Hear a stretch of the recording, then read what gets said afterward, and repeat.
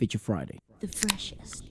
Hello everybody! Today we're checking out a video that has been ridiculously going viral on Reels, and you guys have sent it to me like 3,000 times in the space of 3 days, so we thought we'd check it out. We thought of adding it to the main compilation sort of videos that we usually do, but Vale said not to wait because it's very, very impressive. It's a bunch of kids. I think they're kids. I don't know if they're kids. Let's have a listen. That's Dholna. Dholna.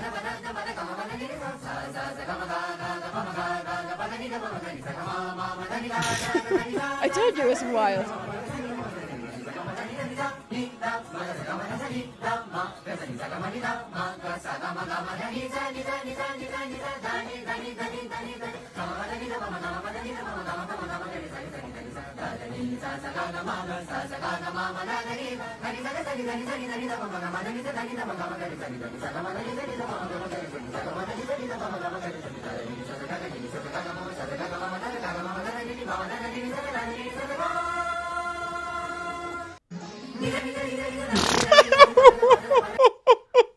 I thought that song was fucking impossible.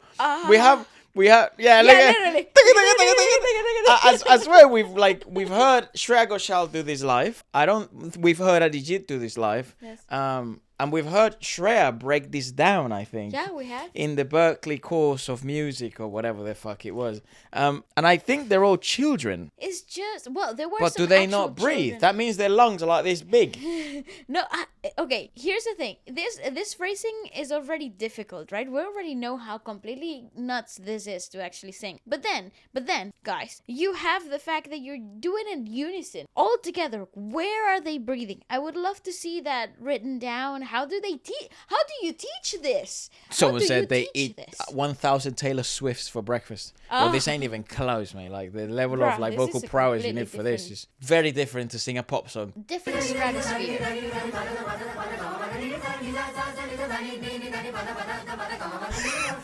The violin zooms out to the intensity of This is the original person, I think.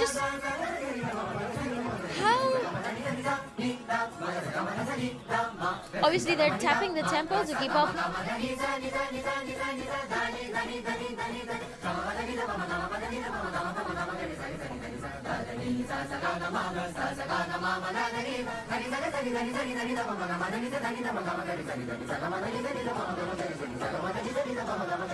It got crazy. It begins crazy. Breathe! Mere Dholna.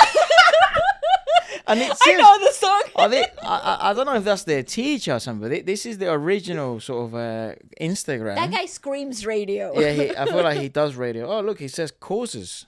Become a mixing mastering engineer. Bloody hell. Wow. Free promo, mate. There you go.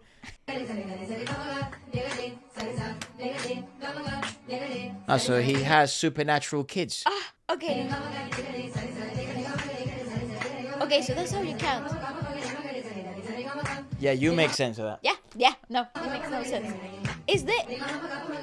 India doesn't even seem like a real fucking place on earth, mate.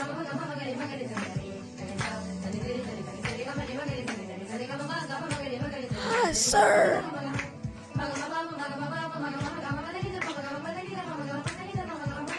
How do you teach this?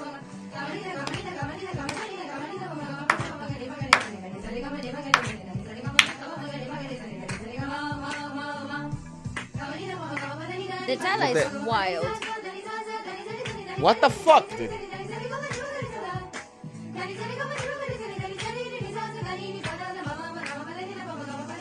I love the Western take in the track though. The bass and the drums are so jazzy. Okay, we watched that video about like the explanation of a thala, right? And these two people doing like what it's like to like you count the beats and then the dominant one you clap. Yeah. But That makes I sense, think, yeah. but but they have it has a structure, right? Do you remember watching this where like it kind of has like it's like a spiral of time signatures, and then it goes from a 4x4 to like a 3x4, and then like and it proceeds to get really really weird until you have like a 12x4 or something like that. Seven, and then you're eight. like 7/8 or something, and then you're like counting the non-dominant beats and clapping the actual beginning of the bar. What's the name of that thing? We checked it out once where it's like percussive singing.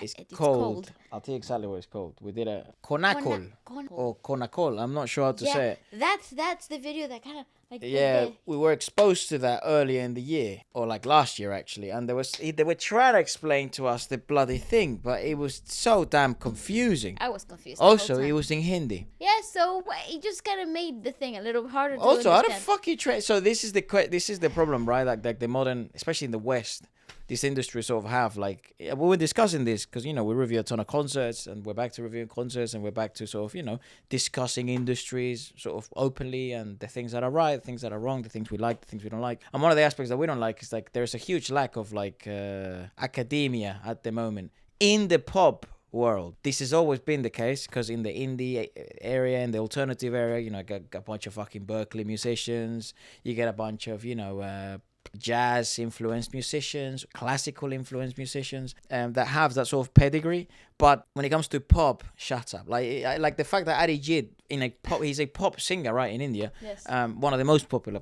He's essentially the most popular pop singer at the moment. Same as xoxo. They have like classical training. That's unheard of in the West. That wouldn't even make any sense. They'll be like, what? Actually, they'll struggle a ton to translate into pop because people with classical training, Western classical training, would struggle a ton translating into pop, transition into pop. A good example of what classical Western training is, and then transitioning into pop and still maintaining some of that sound quality is Andrea Bocelli's son. He's making pop that's albums. Right. And the other day I went into a rabbit hole, and I was like, that is how you translate from classical singing, but it's completely different. He sounds completely different singing pop than what he does in classical. And in India, that's not the case. That's not the case. You can integrate that into popular music and still do very, very well. Correct. I think as well, you have more time, I think, in music industries in India, because it isn't just Bollywood. Like, there's plenty of music industries in where this is also the case.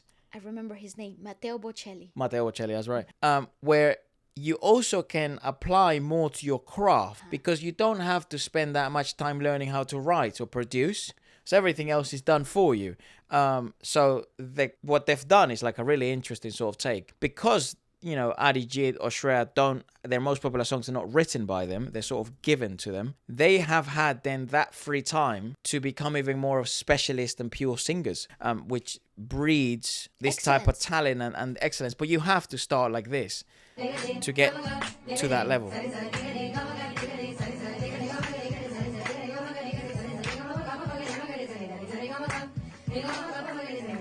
I love the bass line. Was it Taekwondo Bridge or some shit? Yeah. That they would do. But that's what I mean. That's a cool thing about India. That all of this can be included into something.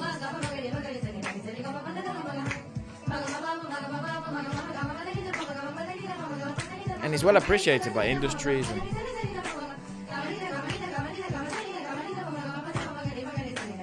These kids are mental.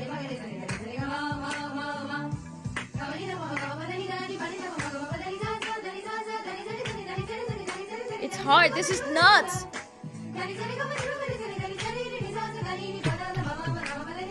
Oh, stop that. Okay, pause. Because that line, because it's dragging, so it's doing what we call a swing effect. So it's working like how you would do in a ballad, a triplet. So you have like the swinging effect to the line. So there's like a pull and push, a push and pull into the singing phrase. But the time signature is telling you to do everything but that. So to actually have that musical dynamic there, is crazy. Also, this makes kids really clever in school, academically speaking, because your brain is switching on both hemispheres of the brain. So you're working both hemispheres. So you're working the math because you're counting and you're keeping with the tempo as well as the singing part, which is, you know, creative and all of that. So this makes really clever kids. Just saying, practice this. For sure. I mean, huge benefit. See, this they're doing it again. Oh, the best bit was about to come. Fucking replaced again. So I think it is like a faculty of Do music, they I have think. a YouTube thing? I have no idea. He seems to produce a ton of music, I think. Where's he from in India? Lovely.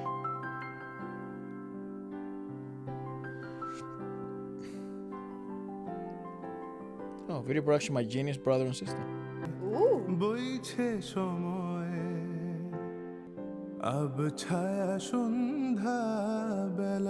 Yeah, nah, those kids are in good hands, man. What the Wow. fuck?